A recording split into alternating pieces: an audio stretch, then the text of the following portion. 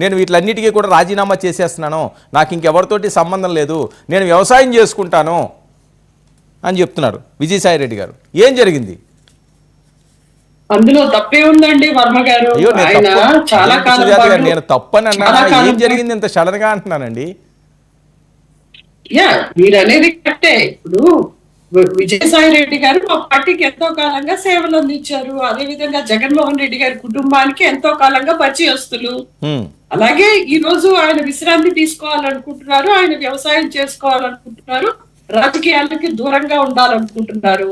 అది ఆయన నిర్ణయం. ఎందుకు ముందుగా తీసుకున్నారు, ఎంత సడన్ గా ఎందుకు తీసుకున్నారంటే అది ఆయన నిర్ణయం. అంటే కష్టకాలంలో పార్టీ కాదండి అంటే పార్టీ కొద్దిగా ఇప్పుడు కష్టకాలంలో ఉన్నట్టే కదా 11 సీట్లు అంటేనే. అలాంటిది ఆయన తర్వాత ఈయనే అనుకునే వ్యక్తి వెళ్ళిపోతే అయోధ్యరామిరెడ్డి గారు ఆయన కూడా రాజీనామా చేశారట. చాలా ఇంపార్టెంట్ వ్యక్తులు కదండి వీళ్ళు. ఎవరో వెళ్ళిపోతే ఇప్పుడు వరకు పెద్దగా దాని మీద మనం చర్చలు జరపలేదు కదా. విజయసాయి రెడ్డి